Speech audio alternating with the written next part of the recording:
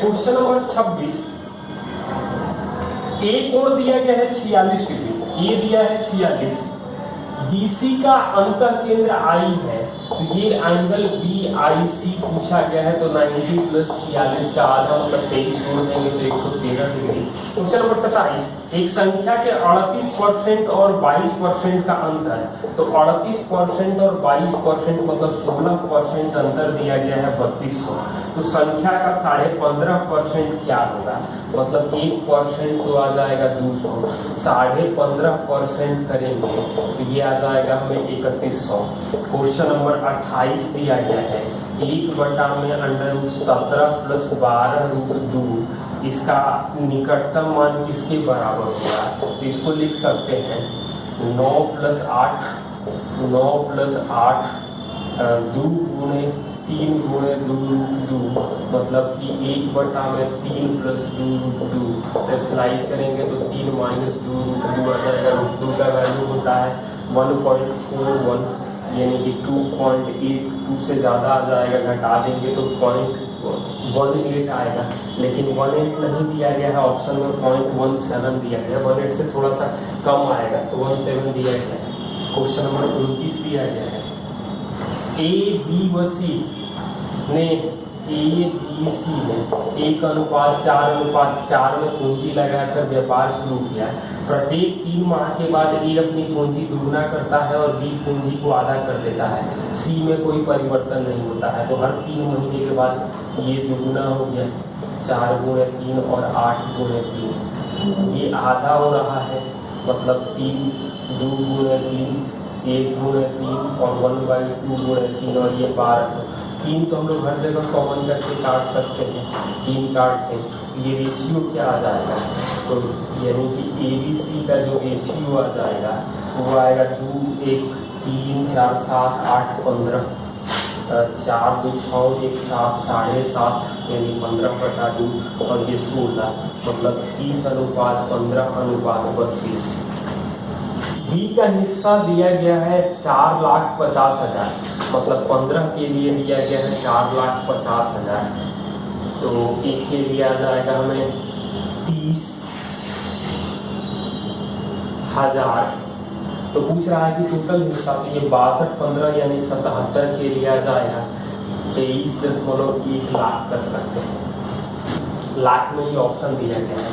Question number 30 दिया गया है एक वस्तु को निश्चित मूल्य पर बेचा गया, यदि इसे उस मूल्य के 4/5 पर बेचा जाता तो 10% हानि होती, तो MRP का 4/5 यानी CP का 90%, 10% हानि। प्रारंभ में वस्तु पर कितने % लाभ होता है, मतलब MRP करेंगे तो 5/4 से गुणा करेंगे तो 12.5% ऑफ CP आएगा, मतलब 12.5% का लाभ हो जाएगा वो शुरुआत में।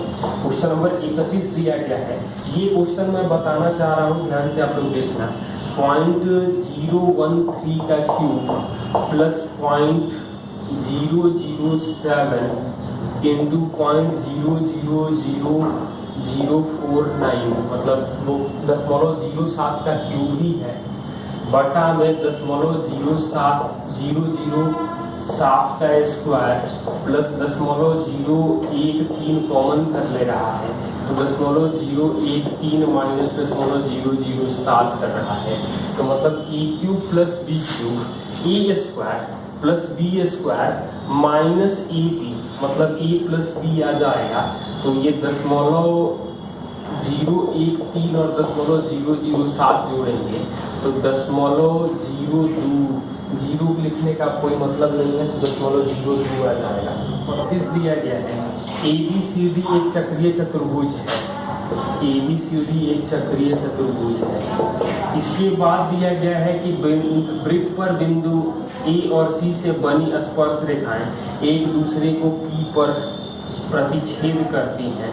ABC 98 डिग्री दिया गया है, ABC दिया गया है हमें 98 डिग्री, ये 98 है, मतलब इसको 82 डिग्री होना पड़ेगा, तो APC क्या होगा, तो ये दोनों की स्पर्श रेखाएं यहाँ P पर मिलती हैं, तो ये 82 है, मतलब सेंटर पे जो एंगल बनेगा 164 ये बनेगा, तो इसको 16 होना पड़ेगा एंगल एंगल EBC जो मिलेगा वो शो करके दिया जाएगा।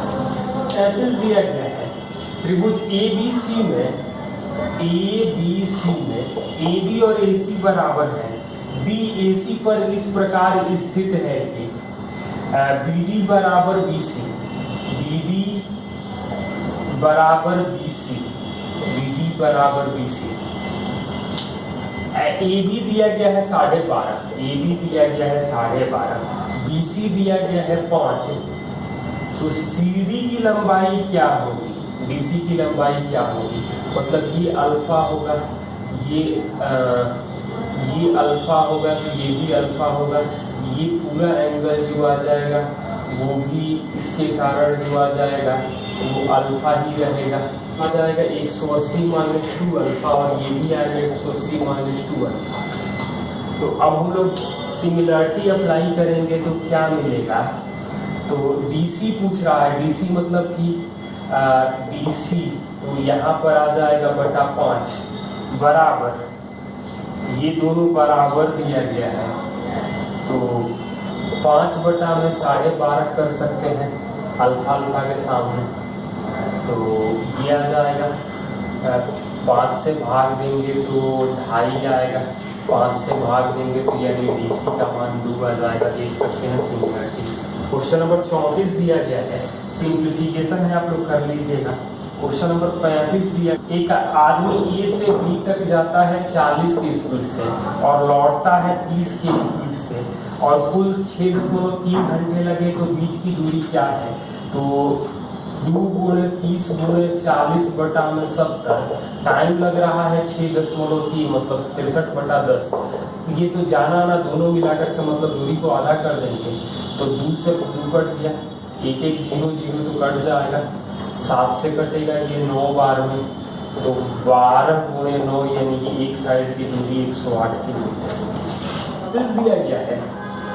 24 विद्यार्थियों की औसत आयु 15.5 है, मतलब 15.5 एवरेज है 24 लड़कों का।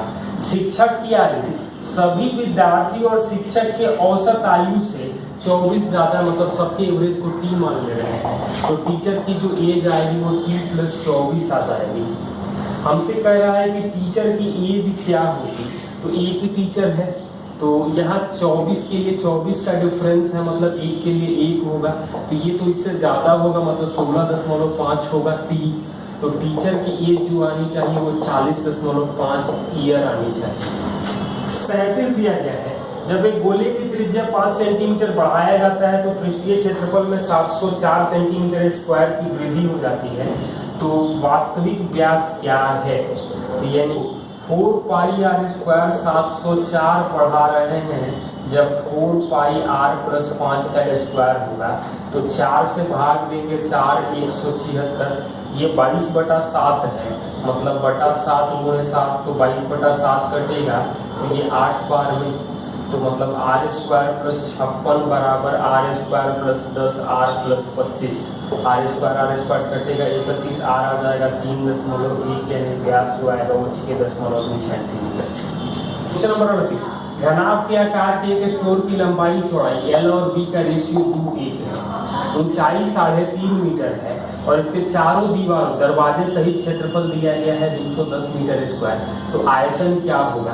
तो चारों दीवारों का क्षेत्रफल होता है 2 × लंबाई + चौड़ाई × ऊंचाई 3.5, और ये 210 दिया है, तो ये 7 से कटेगा 30, मतलब x आ जाएगा 10, तो 20 × 10 × 3.5, तो एक मतलब कि 35 × 20 यानी 700 मीटर क्यूब आ जाएगा। क्वेश्चन नंबर 39 दिया गया है, 39 DI क्या देख लेना। क्वेश्चन नंबर 40 दिया गया है, दो बराबर धनराशियों को 10% और 8% साधारण ब्याज की दर से एक ही समय पर उधार दिया जाता है। पहली धनराशि दूसरी धनराशि से 2 वर्ष पहले प्राप्त हो जाती है, और प्रत्येक मामले में धनराशि जो प्राप्त हो रही है, मतलब 2 साल और दोनों का जो प्राप्त धन है वो 36,900 है। तो धनराशि क्या है? मतलब यानी कि 100 मूलधन तो दोनों का बराबर है, तो एक का 10% है, एक का 8% है, तो टाइम जो रेशियो आएगा वो 4-5 आ जाएगा।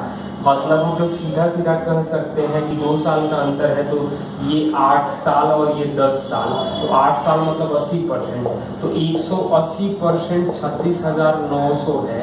तो हमें 100% क्या मिलेगा, तो 9 से भाग देंगे तो 20 और ये 4100, तो 5 से गुना कर देंगे तो 20,500 आ जाएगा। 41 दिया है। भूमि पर स्थित 2 बिंदु ए और बी स्थित हैं, जो एक टावर से एक दूसरे की विपरीत दिशाओं में है। मतलब एक ए इधर है, बी इधर है। ए बी की तुलना में टावर से 42 मीटर अधिक निकट है। ए 42 अधिक नजदीक है, मतलब ये x + 42 होगा, ज्यादा हो जाएगा। ए और बी अवलोकित करने पर शेष का उन्नयन कोण 60 और 45 है। तो नजदीक से देखने पर कोण ज्यादा होता है, दूर से देखने पर ये 45, मतलब ये h मान लेंगे, तो h√3 मान ले, तो ये h√3 आ जाएगा और ये h आ जाएगा, हमें आसान रहेगा। तो मतलब कि 42 जो आएगा वो h√3 - 1 आ रहा है, दोनों का अंतर। तो क्या मिल जाएगा, h का वैल्यू आएगा 21√3 + 1। रेशनलाइज करने के बाद हमसे पूछा गया है कि टावर की ऊंचाई लगभग क्या होगी, मतलब h√3 जो आएगी वो 21(3 + √3), मतलब ये 63 आएगा और 21√3, तो इसका मतलब 441 × 3 मतलब 1323। 1323 का वर्गमूल जो आ जाएगा वो कितना आ जाएगा, तो 36 से थोड़ा सा ज़्यादा, मतलब 36 यहाँ जोड़ देंगे तो 99 समथिंग में कौन सा ऑप्शन दिया गया है, 99 में एक ही दिया गया है 99.4 मीटर का, और कोई ऑप्शन दिया नहीं गया है। वैसे 1.73 रख के भी आप लोग कैलकुलेट कर सकते हैं। क्वेश्चन नंबर 42 दिया ही है। क्वेश्चन नंबर 43 दिया गया है, त्रिभुज की भुजाएं 12:17:25 में है। परिमाप दिया गया है इसका 1080 मीटर। तो पार्क का क्षेत्रफल क्या होगा, तो एक काम करें, ये 29 यानी 54, तो 20 गुना हो रहा है, तो 20 गुना होने दें, इसका एरिया क्या मिलेगा, तो 54 का आधा यानी 27 × 15 × 10 × 2, तो क्या मिल जाएगा, तो 54 ये आ जाएगा 54 × 150 मतलब 27 × 300, तो 8100 का यानी कि 900 सॉरी 8100 का यानी कि 90 आ जाएगा। 20 गुना परिमाप है यानी भुजा भी 20 गुना होगा, तो एरिया जो आ जाएगा वो 400 गुना हो जाएगा, मतलब ये आ जाएगा 36,000 मीटर स्क्वायर, जिसको हम लोग 3.6 हेक्टेयर लिख सकते हैं। 44-45 दिया गया है। 46 नंबर क्वेश्चन देख सकते हैं, शहर बी की जनसंख्या ए से 300% ज्यादा है। ए बी मतलब ये 1 होगा तो ये 4 होगा। अगले 2 वर्षों में ए की जनसंख्या x% वृद्धि हो रही है और y की में उतने ही % कमी हो जाती है। 2 साल के बाद ए और बी की जनसंख्या बराबर हो जाती है, तो x का वैल्यू क्या होगा, मतलब 1 + x/100 2 साल और 4 1 - x/100 का पावर 2। 2 साल के बाद दोनों की जनसंख्या बराबर हो जाती है, मतलब 1 + x/100 और 1 - x/100 करेंगे तो 2/1 आ जाएगा। 1 + x/100 बराबर 2 - 2x/100 यानी कि 3/100x आ रहा है, 1 आ जाएगा 100/3 यानी 33 × 1/3%। Question number 47। ए 350 लीटर धारिता वाले टंकी को 3.5 मिनट में भर सकता है। बी 780 लीटर वाले धारिता को मतलब ए की जो क्षमता आ जाएगी 350/3.5 मतलब ए की क्षमता जो होगी 100 लीटर/मिनट है। बी जो है 780 26/3 मतलब 780 26/3 करेंगे तो बी की क्षमता आएगी 90 लीटर/मिनट आ जाएगा।